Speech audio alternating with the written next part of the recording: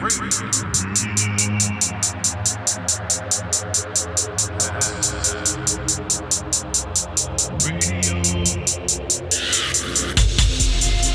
yo, welcome to another hashtag CASTRADIO. This is your boy Rick, aka Zero. Yo, we're gonna be talking to a good friend of mine today, Mr. Graven Ravenwolf from Gravenwolf Studios. An amazing artist, graphic designer, a friend of mine from a long time. We're gonna be doing the comic Geek, Chic nerd episode, so sit back, relax, tune in, kick your shoes off. Here we go.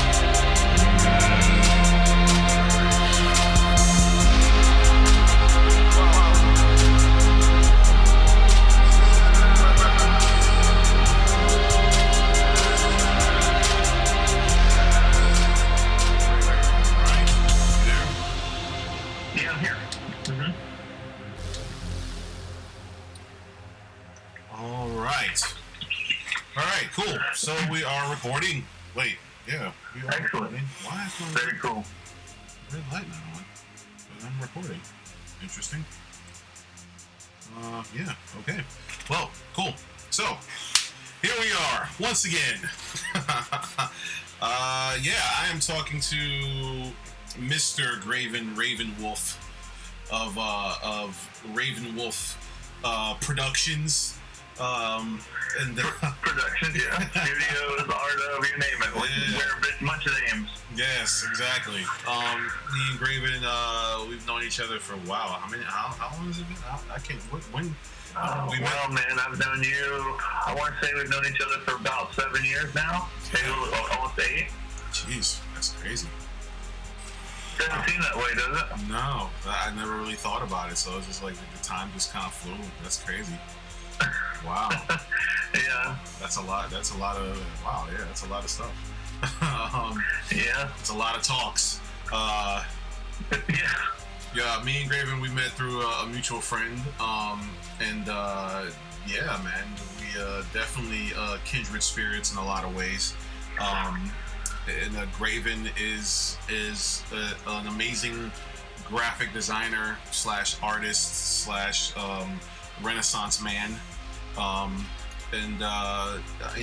I'll let him tell you a little bit more about the Ravenwood, Studios Media Productions, as well as one of the newest projects that he's dealing with right now, Drawsome, which you can find on Facebook.com. Is it Facebook.com/Drawsome? It's Facebook.com /art of Drawsome. Apparently someone else also thought of that cool title, but it breaks down to Dr. Awesome for them, and it's Drawsome for me, but it's, again, Facebook.com /art of Drawsome, DRAWESOME. Okay. Cool. Well, yeah. I mean, talk a little bit about the art of Graven Ravenwolf. I know. I know, man. My name gets to be a tongue twister at times. Yeah. It's certainly, man. It has been a while that we've known each other. Again, like Rick said, we were introduced by a good friend of ours, mutual friend of ours, and history was made, basically, because we've been able to be confidants in both knowledge and information and just what we love, what we enjoy for a while now, I would say. Oh, yeah. And we work a lot to inspire each other. I'm very happy to be involved with people that help me inspire, myself and things that I create, as well as help me gain knowledge in the world around us. And Rick is definitely one of those gentlemen that is on that path for himself, so it's kind of just a natural coalescing of minds, if you will. I think you'd agree with me there, Rick. Oh, yeah. Definitely. So, About me, I mean, like Rick said, my name is Graven Ravenwolf. Before anybody asks, yes, that is my name. People always tend to have questions on that, but my mother was German-Irish. My father was full-blood Cherokee, Apache, and Blackfoot, so it's a nice, interesting mix there. I guess it lends credence to me also being an artist. I guess you kind of would expect that, I believe. And with a name like that, I guess I was supposed to be some type of person that people knew, but I don't see myself as that grandiose, you know. I'm just a creator, like everybody else in this world, trying to create something that's purpose for themselves. With the Drawsome thing that Rick was talking about, I started that basically because for many years now I've been a sole promoter of just artists in general, but the number one in my life is my wife, Monica Ravenwolf, and I've been promoting her for many, many years in the convention circuit, the comic book industry, and across the board.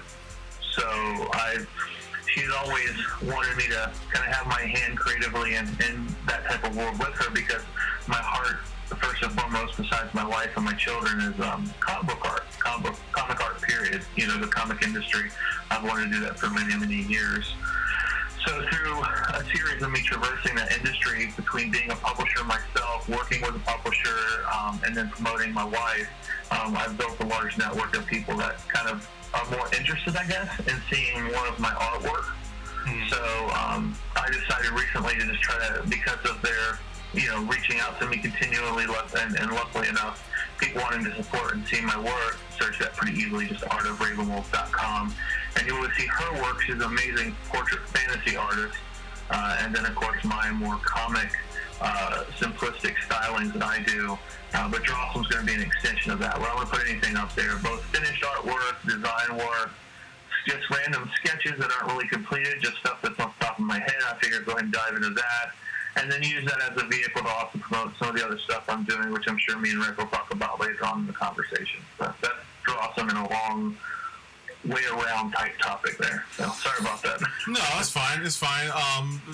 Basically, one of the things that Graven and I, have in common a lot, besides we both love French science, we both love, spiritual, metaphysical. We're both very broad thinkers in that way. But one of the things that we definitely have in common is we both love, cartoons. We both love anime. We both love comic books. We love video games. I mean, we're definitely into all of those things. So, that being said, is one of the reasons why I wanted to have this conversation. Was this conversation for me was definitely going to be all things, video games, movies, comic books, and all things of the like. So getting into that, I definitely want, here we are, what is it? What's today? Today is December 15th. We got 3 days until one of what some people would call the biggest day of the year, which is the premiere of the new Star Wars Force Awakens movie. You can't even turn your television on without coming across something that has to do with the Force Awakens. Which I think is really funny, because I thought about this the other day, like for the past couple of weeks actually, and you can tell for me it's so obvious that wait, hold on one second, Graven. Yeah. Okay. All right. Okay. Sorry, had some technical difficulties there. I had to fix that. Everything's good now. We're back in action. Okay, so cool. I was talking about the Star Wars thing. One of the things that I had an epiphany about, it's so obvious that Disney has bought Lucasfilms and is behind Star Wars, because I literally see Star Wars everything. Like, I turn on the television commercials, like there's Star Wars lipstick from, I forgot what company it was, a Star Wars lipstick commercial. There's a Star Wars Campbell Soup commercial with Star Wars on Campbell Soup. There's like, they're marketing it, like there was literally like the Jared commercial with the jewelry. They had a Star Wars Jared commercial with Star Wars bracelets you can get. There's Star Wars, the Fiat commercial with the little smart cars. There's Star Wars Fiat commercials. Like, holy shit! It's just, to me, it's gotten to a point where I feel like they're whoring it out so much. Like, it's so loosely open, gapping, like hot dog down a hollow tunnel of whoring at this point. It's just too much. Yeah, no, I would agree with you.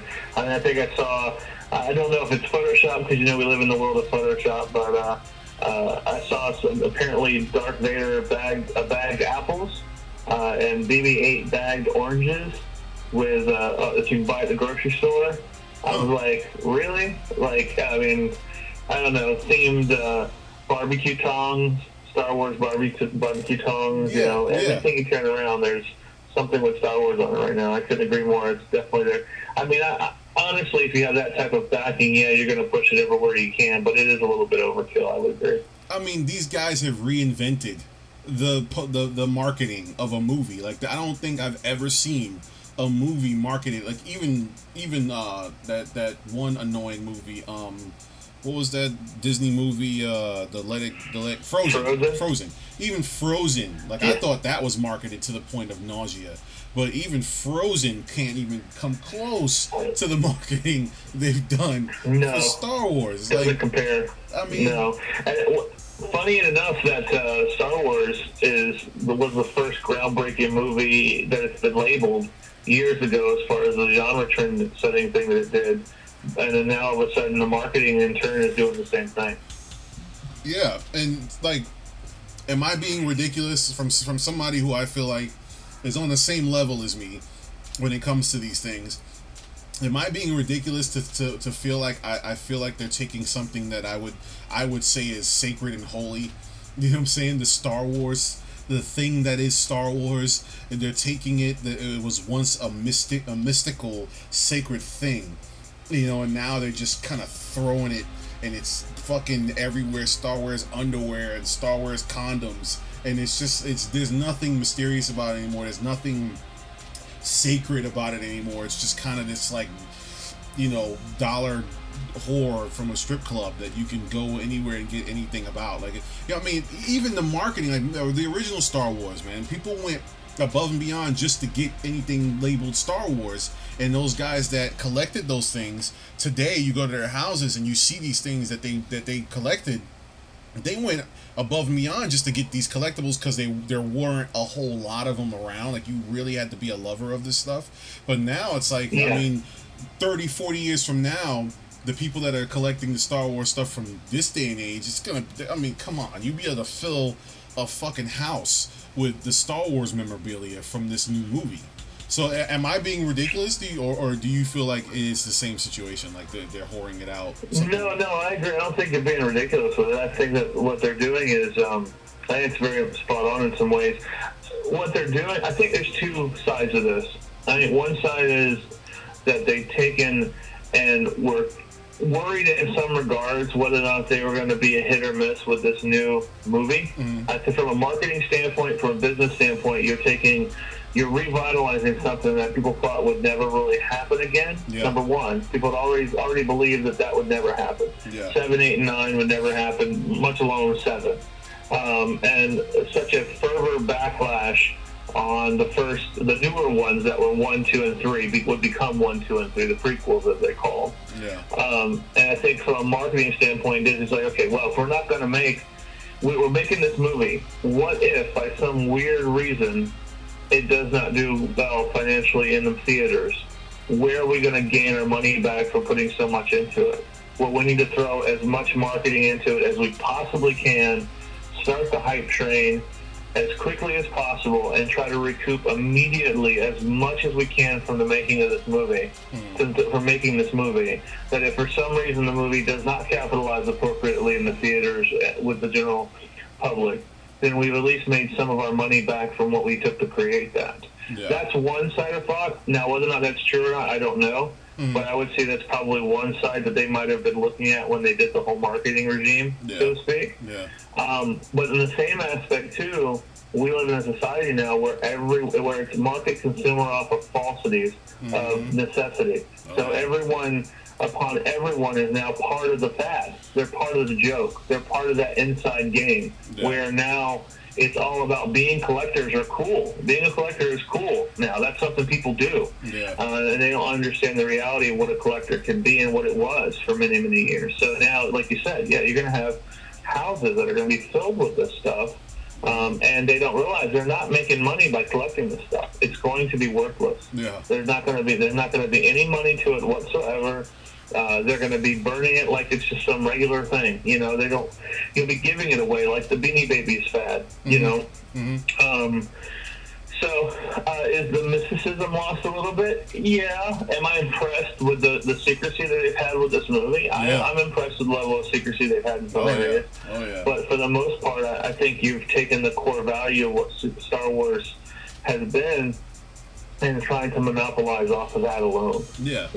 Yeah, and what you're saying is true. It's like I said, the original marketing stuff, the original memorabilia, one of the things that makes that stuff so expensive, like now, like if you go to someone who has like original Star Wars stuff, I've watched a lot of that, Pawn Stars and stuff like that. You see like I saw like one of the original Jawas, and if you had the one that had the leather coating on it and it was still in the package and mint condition, was worth like thousands upon thousands of dollars. You know what I'm saying? One of the reasons why is because it was rare. You know what I'm saying? Like, you didn't have that many in production. You know what I'm saying? Now, the difference now is that their marketing is so mass produced, from fucking Star Wars toilet paper to Star Wars bracelets to underwear to fucking oranges to apples. It's so much that 30 years from now, it's not going to be worth that much because everyone's going to have them. You know what I'm saying? Like, every household is going to have a stockpile of Star Wars memorabilia because it'd be hard not to. So that's going to devalue the memorabilia 30, 40 years from now because people are like, yeah, I got that. I got like 3 of them at home. My dad got 4 of them. Like, everyone's got them. What? Who cares? Yeah. So, but it's just crazy to me, man. It's like let's not even get into whether or not the movie's good. No one shit. Right.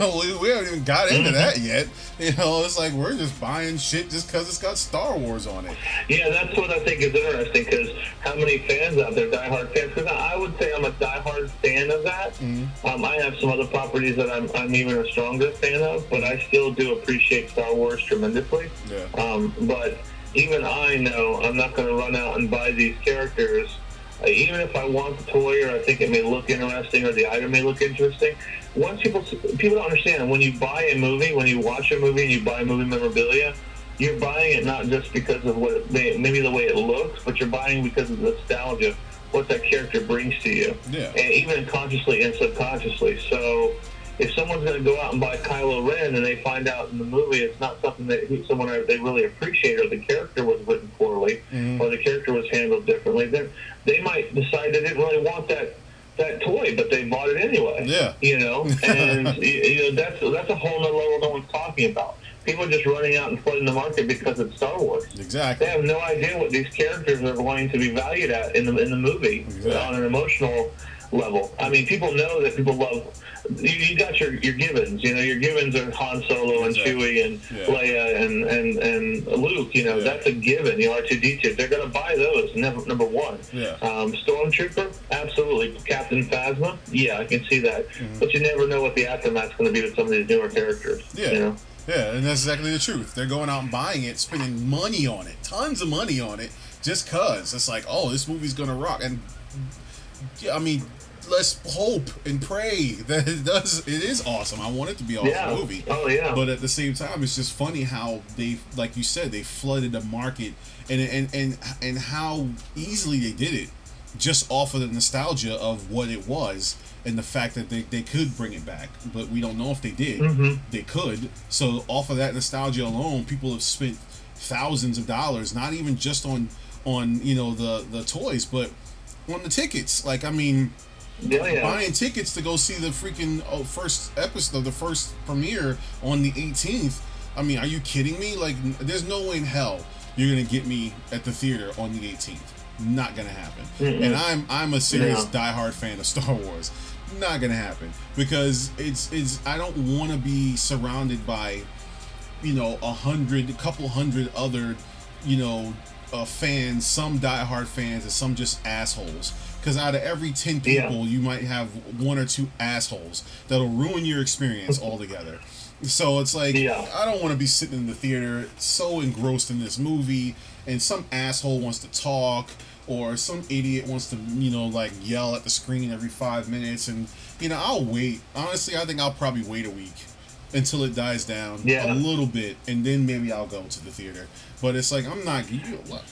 You're going just for the nostalgia and just to say I was there for the first night. That's what you're going for. Yeah. Mm-hmm. Yeah, no, I wanted to have an experience of my own appreciation in my own way, so to speak. So, yeah, we're not going on opening night either. We probably won't go until the following week, or maybe at the soonest time would probably be Sunday morning, maybe early. Yeah. But for the most part, no, I probably won't be. That being said, the difference between you and I is the fact that you have a son that you can take to this movie. You know what I'm saying? And introduce him. Like, not that he's never seen it. I'm sure he's seen Star Wars. But to have this happen in his lifetime. The first Star Wars opened, I think it was August 22nd, 1977. It was a month. It was a month before I was born. I was born September 22nd, 1977. So it opened a month before I was born. So I literally was introduced into a world right as Star Wars was being made. You know what I'm saying? So this is happening again. Like, it's being remade, into a new world. Like, obviously we have the prequels that came out that did what it did. Right. People really loved it or really, really, really hated it. So that was kind of like, okay, we gave you a mulligan on that one. So now we're going back to the drawing board. So, having a son, I'm sure that's got to be kind of cool to be able to go, cool, I'm going to take my son and we can experience this together. It's amazing. It's amazing for a lot of reasons. Like, there's also some personal reasons why it's really amazing, which I really can't get into here, but, a lot of reasons why I think it's awesome that I'm able to do that with him. I have two boys. Unfortunately, my oldest one's not going to be able to be here for it, but he'll eventually see it. But my youngest, definitely. He actually just got done watching Return of the Jedi a few nights ago, because I kind of refreshed his memory, because he was very young when he watched the originals. Yeah. And kind of went through all that. So I kind of wanted to take him into it again to where he can actually remember what he's 11 now, so he's kind of at that age where he's becoming a big Star Wars fan. That's awesome. And so with it being fresh in his mind, I'm interested to see how he truly reacts to this new one, because he's been able to see all of it through. We watched it in a different way. We didn't watch it, the prequels than the originals. We kind of flipped them around a little bit. There's kind of like a kamikaze way of watching it, where you, I think you have to watch the first prequel, the second prequel, then watch Star Wars. Yeah. And then you go back and watch the third one, I believe, and then you finish out the other two, Empire and Return. I saw that online. Someone put that up online. Yeah, and it's actually amazing to do that. It's a very cool, way of watching. Again, I might have mixed a few of those up. It's been a while since we've been watching them in order. We didn't sit down back to back and watch it during the week. But it was very fun, and he's very picky on the things that he likes. He wants to be a movie maker to some degree, so he's like watching how certain things get put together. Talking about how you were born, right in that time frame when it was, the first one came out in 1977. I was born 78, so I was a year out from you. And I honestly thought I would never see it. I thought I'd never see the Millennium Falcon on screen again in that way, especially with Han and Chewie. Yeah. So, when I saw them in the trailer, I got to be honest, I teared up a little bit. I was about to say the same thing. It wasn't even like known I was doing it. It was completely involuntary. Yeah. My body just did it. Yeah. And it kind of made me angry a little bit, because it was like me not having control over my own body, so to speak. But it was like, wow, I'm really emotionally attached to these characters. That I was about to say the same thing before you even brought it up. I was gonna say, when I watched the whole trailer, and everything was fine, and it was cool hearing the music again. It was cool hearing the sound effects, you know, the laser sound effects, the X-wing and all that stuff. But the moment Han Solo and Chewie came on the screen, you know what I'm saying, I lost it.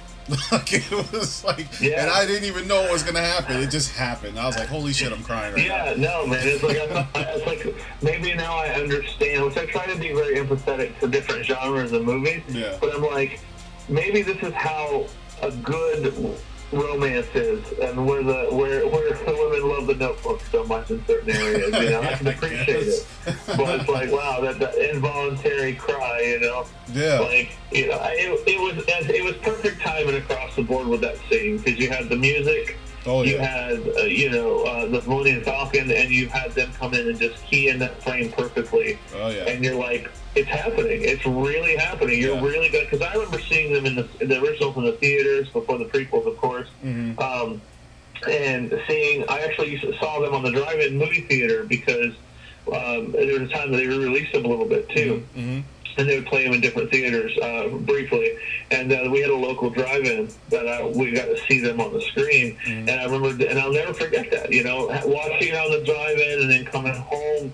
And it was during the holidays, and being able to play with my new Ewok toy that I got, you know, with the action figure. And I had the old Darth Vader head as a case that you could carry all the figures in. You know, just amazing toys, you know, back in the day. And if you look at them, they're really kind of nothing now if you look at them, but then in articulation compared to what we do nowadays. But back then, man, I mean, even then, it still stood up, you know? Oh, yeah.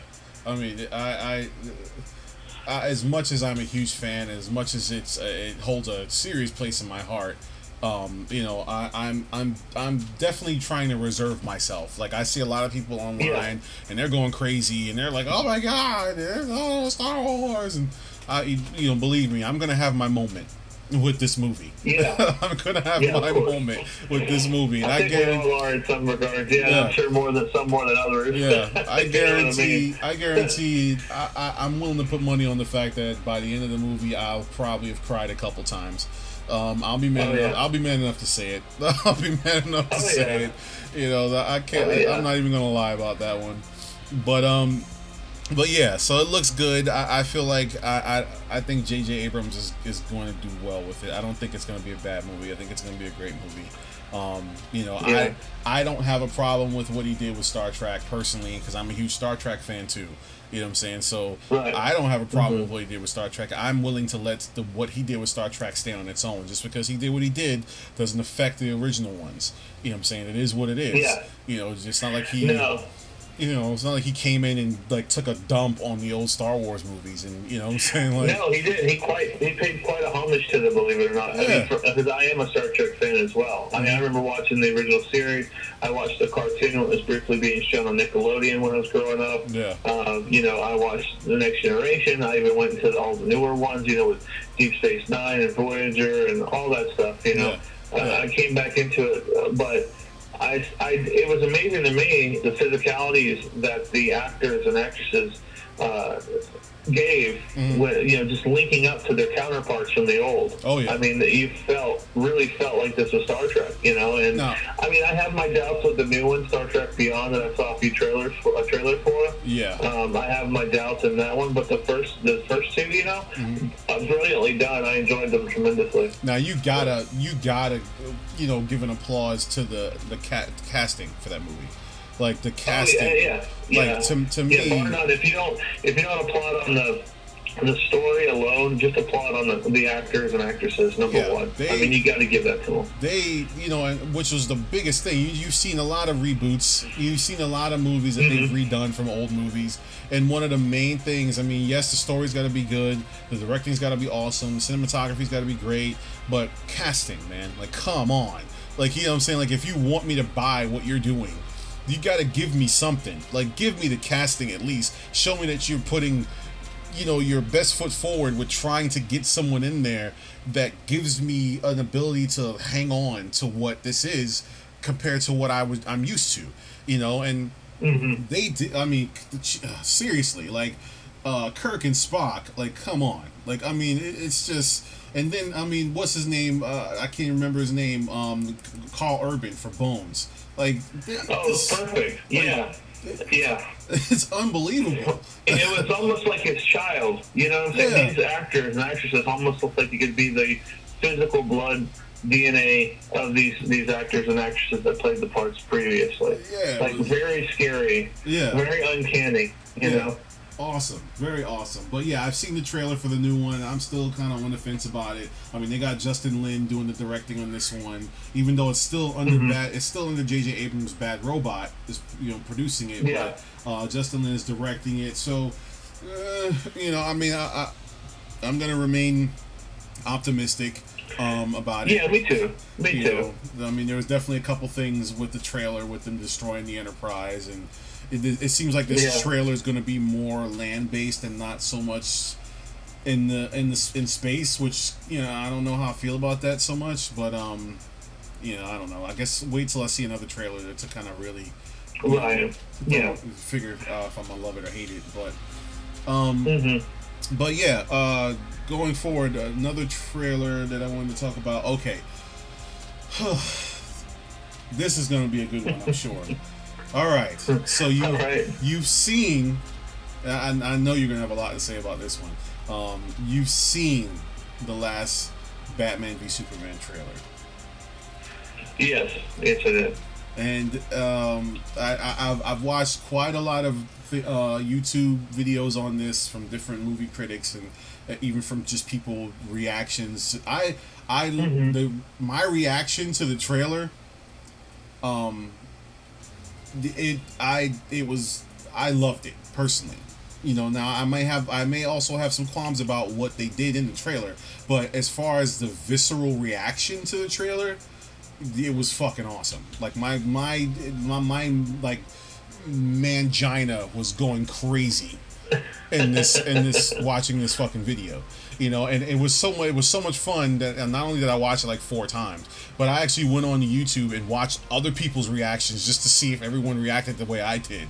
And it was like it was awesome. But at the same time, one of the things that I see from everybody, or not everybody, but a lot of people, is that a lot of people felt like they kind of played their cards too much. Like they showed Doomsday, which they didn't do. You know what I'm saying? Even though personally, like I said, the visceral reaction to Doomsday on that screen, my reaction was the same as everyone else's that I saw on YouTube. It was like, what the fuck? You know what I'm saying? It was like, holy shit, that's awesome. After the fact, then you're like, man, maybe they kind of played too much. Now, what is your take on what you saw in the trailer? Well, I mean, I've been kind of following this for a while now, even back before they were showing trailers, and when they were back with the San Diego Comic-Con a few years back when they were showing a little snippet of it, and they were casting everybody, and so I've been following it for a while, because honestly, I want DC to step their game up in the movie realm. Yeah. They need to. Oh, yeah. Their TV line with Arrow and with Flash and Legends of Tomorrow and other items that they've been working on are really getting their stride, and they're hitting their faces in certain areas, and they're doing well. Yeah. But the TV universe and the movie universe are not coinciding with each other. Yeah. So they're not allowing that to coalesce, so to speak. Yeah. So, watching Man of Steel, and then watching, of course, all the Dark Knight trilogies, and then watching this and kind of seeing where they're stepping everybody at. Yeah. They don't want to take, what I feel is they don't want to take Marvel's footprint and do it themselves, but they're kind of being forced into that process because of what Marvel has shown they can do with their movies. Yeah. So I say all that to say, I've been watching it closely because I felt that I still feel that this one is their make it or break it movie. And I could be wrong. I could be completely wrong, and I would be completely happy if I'm wrong and they have another chance. Okay. But first of all, with the Man of Steel movie, did I enjoy that? I did enjoy it. Uh-huh. Did I have some qualms with it? Yes, I did. But does it have a high rewatch value as a fan of Superman? No, not for me. Okay. I wish it did. Henry Cavill played amazing. The character was amazing. The body, his physicality was amazing. But when you take all that and you move it into this, it's become more of like, it's still kind of a Superman movie. It's not really a Batman movie or a Superman movie. It's more of a Superman movie. Batman just happens to be in it now. And then they're changing it between all the trailers to be more like a Batman movie. Superman just happens to be in it. Okay. And then they're leading it to Dawn of Justice because they're building it to the Justice League films. Yeah. This is their precipice. Yeah. They're building it to that to say, okay, we're doing it. They chose not to do a Wonder Woman movie beforehand. Yeah. So people are going to be introduced to Wonder Woman again very quickly, very fast. They're going to have to digest it very fast, and then be on board with her, so to speak. Yeah. And then they'll release a Wonder Woman. But when I looked at the trailer, and again, man, this is just my feelings. I'm sure that number one, there's a menagerie going on here of what ifs, and I don't think that they've played. I want to believe they have not played all their cards, and this is why. Okay. Christopher Nolan is a co-producer on this movie, I believe. Yeah. Correct me if I'm wrong, because I haven't had a chance to look at all of it in a while, as far as the technicals. But I believe he is a co-producer in this movie. With that said, Nolan is known to do the smoke and mirrors shell game, where he moves things around. He did it in the Dark Knight trilogy, where they spent so much making people believe that Liam Neeson was not Ra's al Ghul, that this other character was Ra's al Ghul. Yeah. And then they flipped it on there when you watched it, and you're like, oh no, that's exactly what I thought. I thought that Liam Neeson was playing Ra's al Ghul, and I had to wait for that movie, but then they used a great actor like Ken Watanabe to play a sidekick and a face rather than the character alone. Yeah. So if he's willing enough to do that with The Dark Knight and the Batman Begins, then he's willing enough to do that if he's had his hands in something else to another movie. So I think that there's some fake out here happening in some realm. I don't know where, but I have an idea. Of course, we saw in the trailer, we saw the parademons. If you saw that quick little clip where these winged creatures attacking those parademons, isn't that Darkseid's people? Precursors to Darkseid coming. Yeah, exactly. Okay. So I have a feeling that Darkseid's going to be shown, if not as a dream sequence or a vision, or at the end of the movie.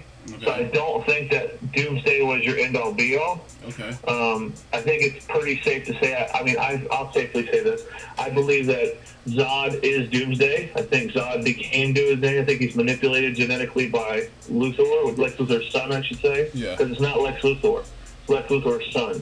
Really? Oh, I didn't know that either. Yeah. Lex Luthor is, his father is Lionel Luthor, not Lex Luthor. Yeah.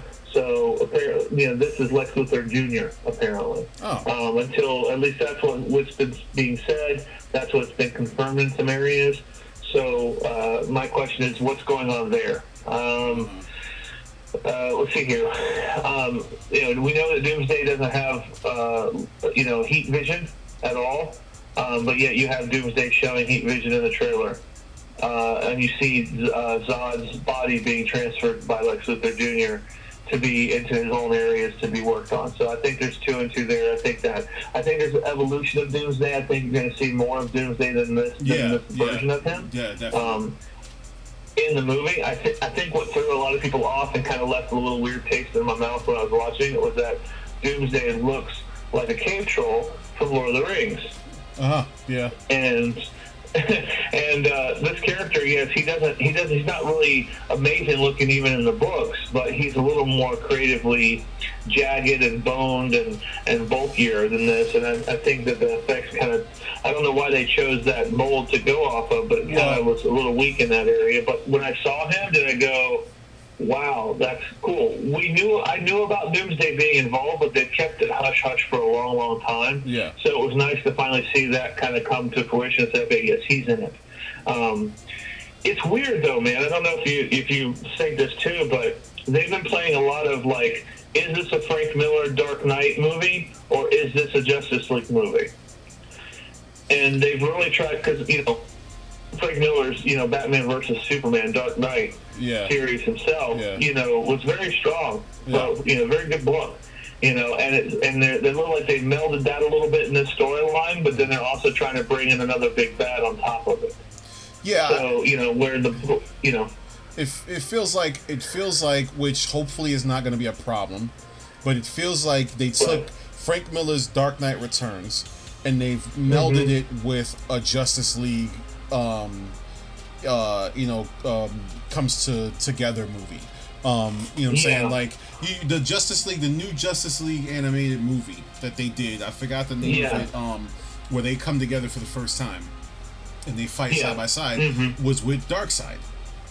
You know what I'm saying? Darkseid was in that movie. Wait, was it Darkseid? Yeah, it was Darkseid. It was Darkseid. They basically all ended up fighting about each other relatively quickly. Yeah, and then they had to take out Darkseid. So see, that's kind of like what you're saying, which is I feel like, talking about it now is like, okay, maybe that's what they're doing. Like, this movie's gonna have its, it's like every movie does. It has its first act, second act, and its third act. But this movie, I feel like it's gonna have that more so because it's gonna have its first act, which probably is just gonna be Superman and Batman going toe to toe.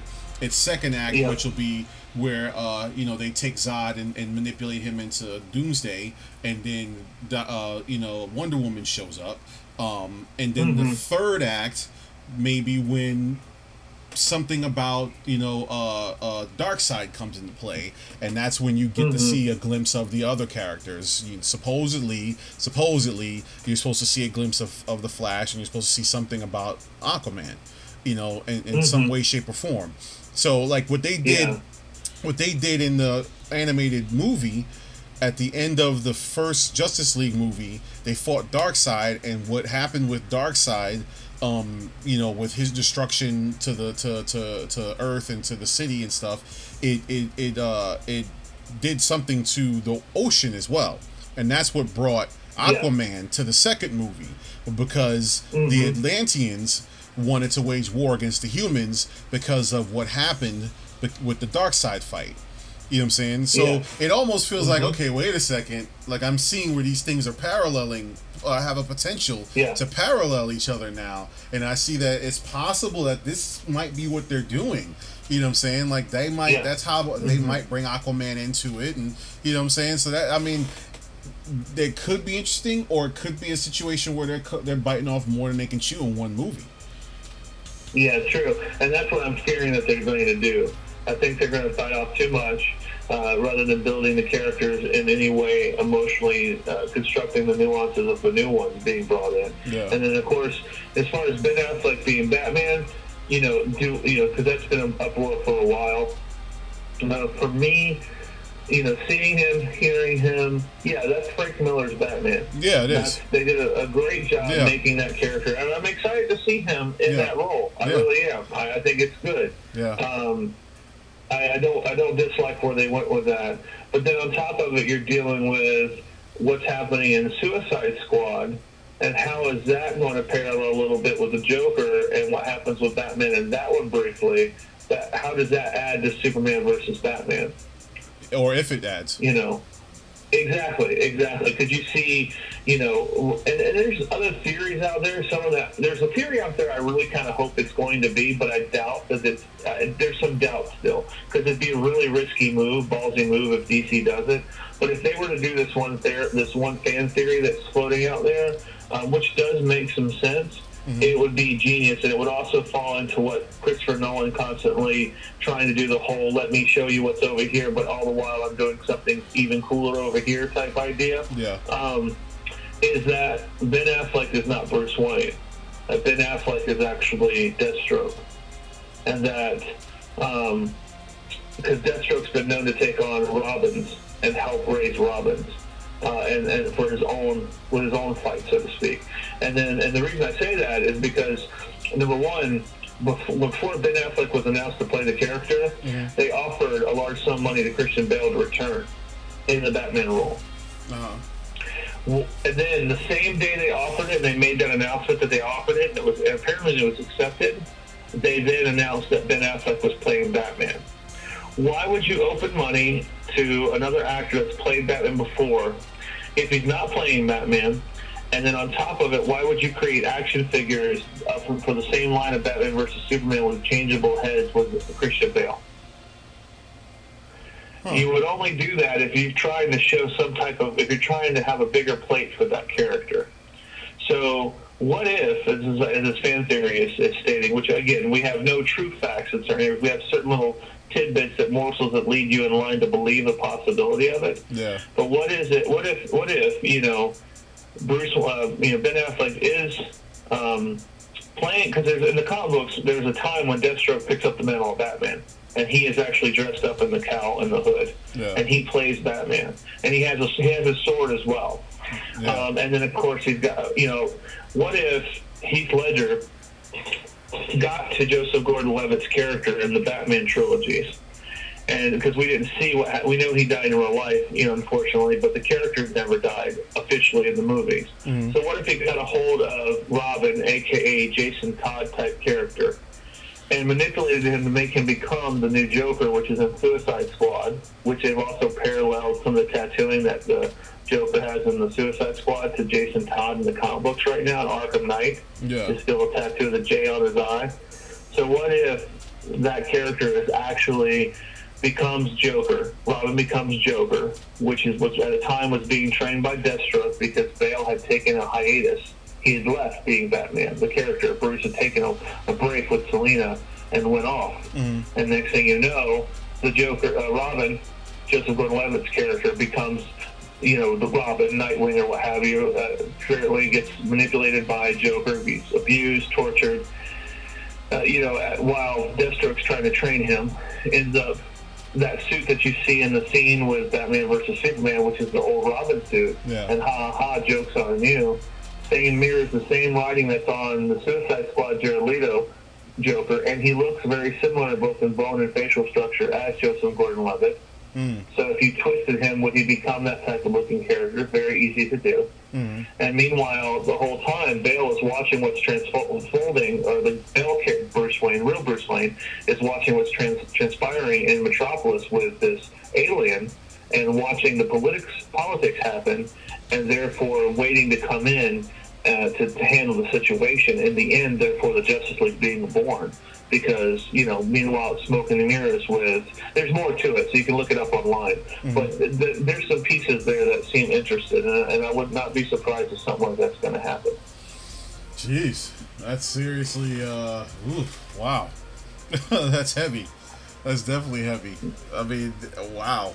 I've never heard, I've heard a couple of the different, ideas as to, fan ideas, but not that one. At least not that one as far as the movie is concerned. Obviously, like you said, it's happened in the comic books, but I haven't heard it as far as the movie is concerned. That's because Deathstroke had a butler too. He had a butler, Major Wintergreen, and he looks like what Jeremy Iron looks like. Yeah. So there's a lot of parallels if you do your research. There's a lot of parallels both visually with stuff in the movie itself that we've seen already, versus things that's happened in the comic, and the way to connect them all. And with Christopher Nolan being involved, I would not be surprised if they're able to pull off that type of story theory. And the big thing is, once Lex Luthor basically thinks he's got his way, he's won, he's manipulated Zod into Doomsday, Doomsday's taken out Superman, what ends up happening is mass chaos, and he thinks he's won, basically, that the real Batman shows up, and you end up dealing with, because, why does Batman have a gun in this one? Is it his kryptonite gun, or is it Deathstroke using it? Because that's how he fights. Who knows? I don't know. Interesting. Jeez, yeah, that's interesting. That's definitely interesting. I mean, I won't keep doing all that, but yeah, that's a lot of my thoughts. I'm excited. I want to see it. I'm definitely excited to see it. Yeah, I mean, it's even more reason to go see it, to see what actually transpires, and the whole thing. But okay, well, moving on to the next thing that I wanted to talk about, which is, this is what I was saying earlier as the one thing that I know you would have a lot to say about, and I'm sure you probably thought it was the last thing we talked about was what I was talking about, but no. This next trailer, which I'm sure you've seen, and I just recently saw, which is the one thing I know you're gonna have a mouthful to talk about, is the new Teenage Mutant Ninja Turtles trailer. Yeah, you know me too well, man. Now, for those of you, obviously, a lot of you might not know, but for those of you who do know, Graven is a huge Teenage Mutant Ninja Turtle fan, and that's probably one of the things that he's more a fan of, other than Star Wars, is Teenage Mutant Ninja Turtles. Yeah. So, if there was, a thing that he would have a 2 cents about, it would definitely be Teenage Mutant Ninja Turtles. So, that being said, I've seen the trailer, and I know you've seen the trailer. So what are you? Well, I want to hear.